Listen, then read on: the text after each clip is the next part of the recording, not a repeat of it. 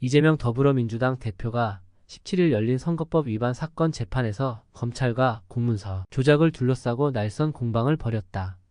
검찰은 이날 서울중앙지법 형사 34부 재판장 한성진 심리로 열린 이 대표의 공직선거법 위반 혐의 사건 공판에서 증인신문에 앞서 이 대표가 최근 사회관계망 서비스 SNS를 통해 검찰이 공문서를 짜깁기 했다고 주장했다. 검찰이 공문서를 조작해 증인신문을 한 것처럼 주장했는데 이는 명백한 허위라고 했다. 이어 피고인 측이 짜깁기 했다고 주장하는 두 문서를 명확히 구분하며 제시의 법정에서 증인을 신문했다며 수사 과정에서도 자료를 조작한 적이 없다고 강조했다. 이 대표는 휴가 기간인 지난 13일 유튜브 채널에 자신을 수사한 검찰의 공문서 위조 의혹을 제기했다.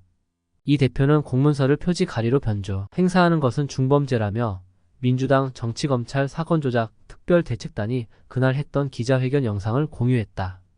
특별대책단은 검찰이 2015년 호주 뉴질랜드 출장 참석자 명단 공문서 이걸를 짜깁기에 이 대표 혐의를 입증하는 데 활용했다고 주장하고 있다.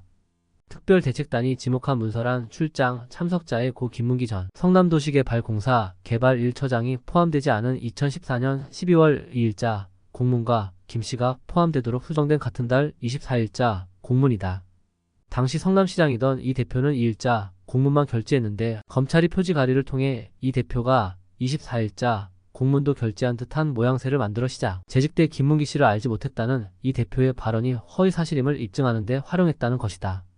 이 대표는 이날 법정에서 직접 발언권을 얻어 검찰이 문서를 결제한 성남시 공무원 A 과장에게 두 공문을 붙여 보도된 방송 내용을 보여주면서 이게 진짜 조작되지 않은 하나의 공문서처럼 제시해 김문기가 있으니 김문기를 시장이 알았을 겁니다 등의 답변을 유도했다며 이 문서들이 검찰이 두 개 문서를 조립한 문서라는 점을 몰랐다는 게 납득이 안 된다고 검찰을 비판했다. 이 대표는 지난 대선 때 김 전 처장을 성남시장 시절 알았으면서도 몰랐다고 하고 국토부의 협박으로 백현동 개발 부지 용도를 상향 조정했다고 거짓말을 한 혐의 선거법상 허위사실 공표로 2022년 9월 기소됐다. 이 대표가 당시 김 전 처장을 알고 있었느냐는 이 재판의 핵심 쟁점 중 하나다. 검찰은 무책임한 주장이라며 거짓말했다는 혐의로 재판받는 피고인이 또 법정 밖에서 사법 시스템을 공격하는 허위 주장을 펼치는데 이는 매우 부적절하다. 재판에 영향을 주려는 행위라고 했다. 그러면서 어가장을 조사할 당시에는 문건 내용을 제출받지 못해 서류 내용을 확인하지 못한 상황이었다. 수사 과정에서 문건이 두 개인 것을 확인했다며 그 부분은 이후 법정 증인 신문 과정에서 해당 서류를 제시하면서 충분히 바로잡고 명확하게 사실관계를 확인했다고 주장했다.